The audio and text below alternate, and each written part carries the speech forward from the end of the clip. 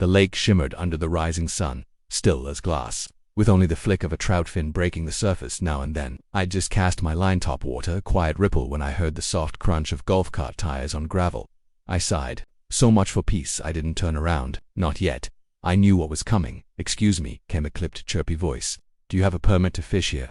The woman's tone was sharp, the kind used by people who enjoy rules a little too much. I turned slowly, tugging the brim of my hat back just enough to see her clearly mid-50s. Power walking shoes, bleached blonde bob under a pink visor. Her name tag read Linda McKay, HOA President. I knew her type before she even opened her mouth again. "This lake is part of Willow Creek Commons," she said, smugly waving a laminated HOA map. "Fishing is prohibited unless you're a dues-paying resident with written permission." "I'm not just a resident," I said, reeling my line back in calm as could be. "I'm the owner of this land, including the lake." Linda narrowed her eyes, clearly unprepared for pushback. "That's impossible. The lake is part of the community's shared recreational space. It's been that way for years." "Not anymore," I replied. "Bought the property 3 months ago, 30 acres, private deed, surveyed and signed." "This lake is mine, ma'am." Her face twitched. "We'll see about that." She climbed back into her golf cart and sped off down the gravel trail, the engine whining like an angry mosquito. I watched her go, shaking my head. I'd come to this quiet corner of the state for solitude after 30 years in the military. All I wanted was to fish, fix up my ranch, and live out my days in peace. But the neighborhood HOA had other plans. Within 2 days, they struck back. I found a notice taped to my gate in bold red letters. "Notice of violation. Unauthorized use of community lake. Cease all activity immediately. Fines will be issued if non-compliance continues." There was no knock, no introduction, just threats. I laughed out loud. These people had no idea who they were dealing with. I wasn't some passive homeowner with a mailbox full of junk mail and a fear of confrontation. I'd spent most of my adult life commanding men under fire, negotiating ceasefires with warlords, and defusing bombs with a trembling set of pliers. Linda's printed threats didn't exactly send a chill down my spine, but what did get my attention, what really set the hook, was the fine print at the bottom of that notice. Lake area falls under HOA regulation per community bylaws dating back to 2006. Now that was interesting, because I'd already read the title survey from the county clerk's office twice, and nothing in it gave the HOA jurisdiction over even a square foot of my lake. Not a trail, not a pebble. It was private property, deeded, and posted with no trespassing signs every 100 yards. So the question wasn't if I owned the lake, it was why the HOA thought they did. That night, I pulled up satellite images and land parcel overlays. I called a buddy from my army days who worked in county records, and what I found was even more outrageous than I imagined. The HOA had mistakenly annexed part of my land years ago when installing walking trails and benches. No permit, no documentation, nothing but assumption. I'd inherited not just a ranch but a conflict. Linda didn't care about rules, she cared about control. I started documenting everything: photos, drone footage, fence line markers, even trail cams. If they wanted a paper trail, I'd bury them in one. But what I didn't expect, what truly blindsided me, was how far Linda would go to defend a lie. The very next morning, while casting again in the early light, I saw 2 squad cars rolling up the gravel, flashing lights, deputies stepping out, hands on belts. Someone had called the cops for fishing on my own lake. And just like that, this wasn't a misunderstanding anymore, it was a full-blown war. Deputy Ron Barrett stepped out of his cruiser, boots crunching on gravel, mirrored sunglasses catching the morning sun. He looked around the lake, then at me, standing on the dock with a fishing rod in hand.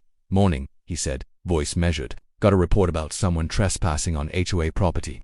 I didn't flinch. I reeled in my line slowly and nodded toward the sheriff's badge on his chest. "Appreciate you coming out, but I think you're gonna find this is a waste of your time."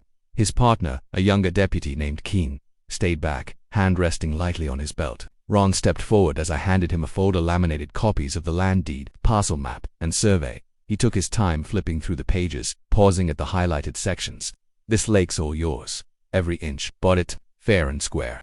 The HOA has been trespassing for years, but they don't know it or they don't care." He looked up, one brow raised. "So, you're saying they're on your land?" "Exactly. Their trails, their benches, even their maintenance crews. Every time they cut through here, they're trespassing. I've tried talking to the president, but she'd rather send threats than listen."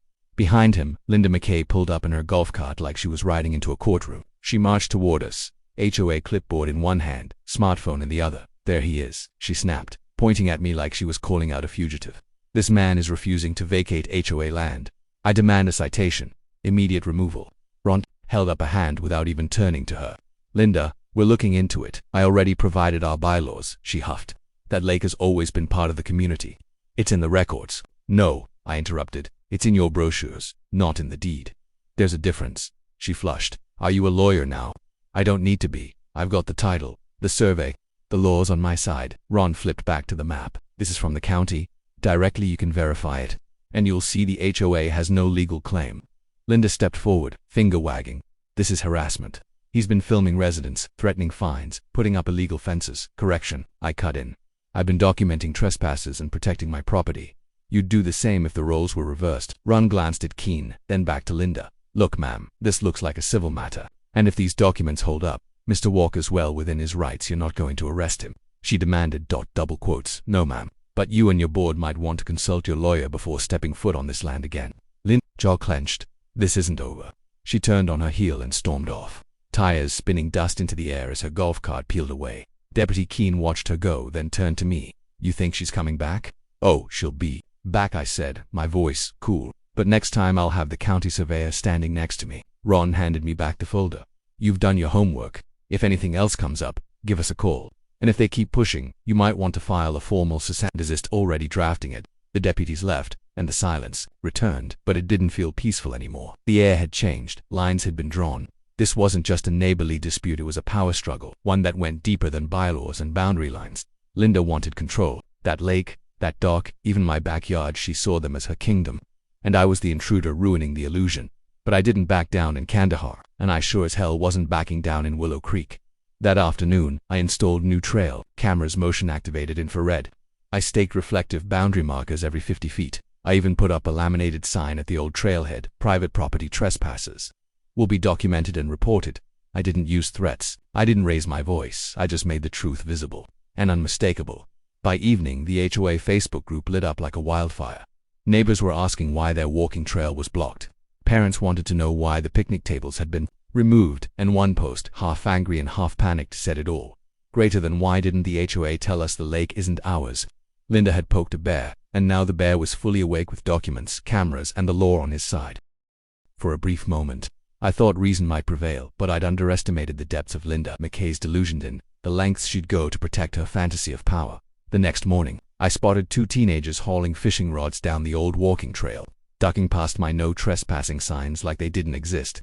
Behind them came a man with a leaf blower and an HOA logo stitched across his shirt, walking as if he were on government duty. I walked up calmly, camera rolling. You folks lost? I asked. That the teens froze. The worker didn't. This is HOA maintained land, he replied casually. Just keeping the trail clean. Wrong answer, I said, handing him a copy of the cease and desist order I'd had notarized the night before. You're standing on private property.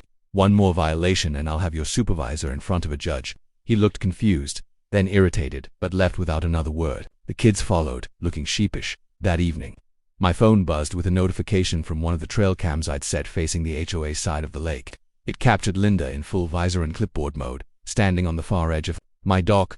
She wasn't alone. Two other board members stood beside her, gesturing and pointing like they were assessing damage after a hurricane, but I'd just had the dock inspected, professionally reinforced. No code violations, no structural issues. This wasn't about safety, it was about optics. They were building a case, a false one. Sure enough, 2 days later, I received an envelope via certified mail, a formal HOA complaint, greater than subject, unpermitted structure extending into community waters. Mr. Walker, it has come to our attention that you have constructed a dock on a protected environmental site without HOA review or approval. This action violates Articles 7 and 9b of the Willow Creek Architectural Covenant. I laughed out loud reading it.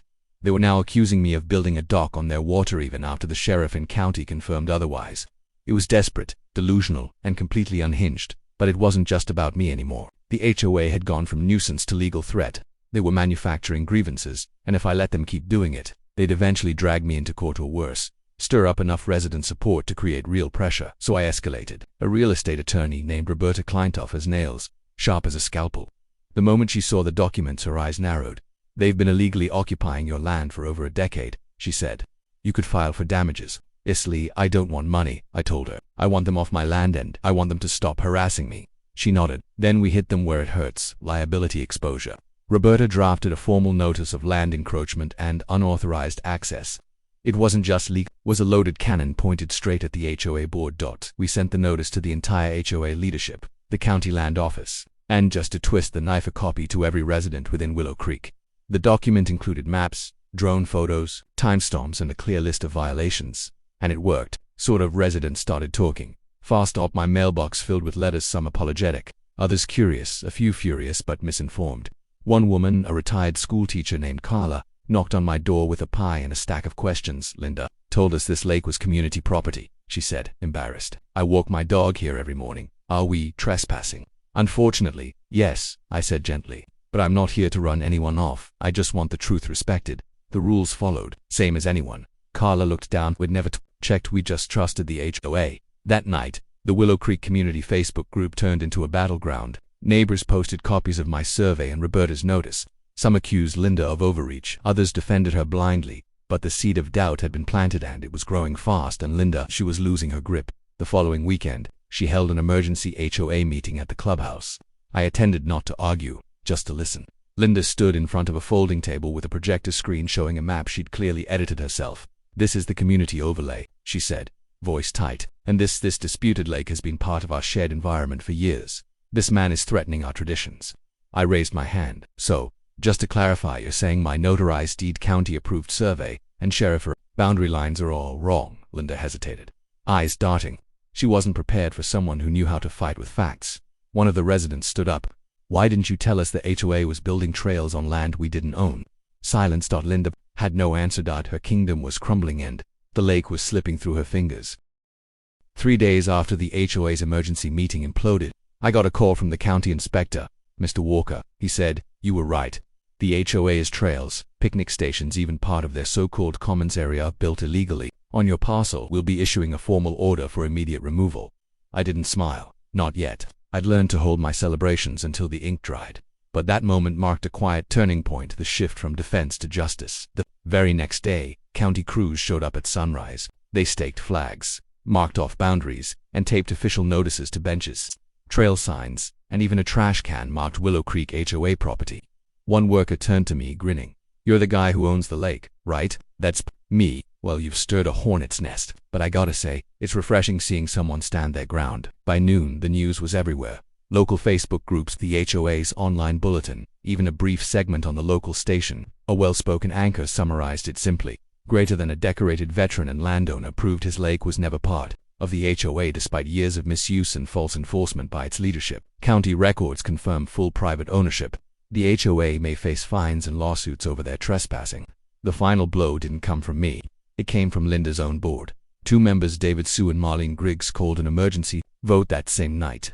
According to emails leaked to several residents and later to me, they were furious. Furious that Linda had exposed them legally. Furious that HOA dues were potentially going to be spent on legal defense instead of maintenance. Furious that she'd acted without board consensus on several occasions. The vote was held in the clubhouse under flickering fluorescent lights, folding chairs arranged like courtroom pews. I attended again, this time sitting in the back, arms crossed, saying nothing. Linda tried to rally support. "He's trying to break up our community. This is about more than maps, it's about tradition." But David, usually quiet and reserved, stood up with a packet of documents in hand. "No, Linda, this is about facts. You used our authority to bully a landowner, wasted HOA funds defending false claims, and deliberately ignored evidence.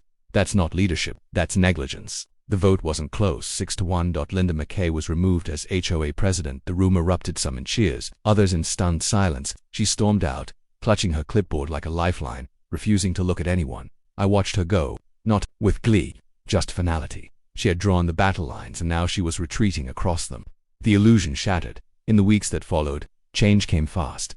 The new board issued a public apology printed and hand-delivered to every home. It included a corrected map, a promise to remove all unauthorized structures, and a request to open dialogue with me for future trail reroutes. I agreed, under one condition.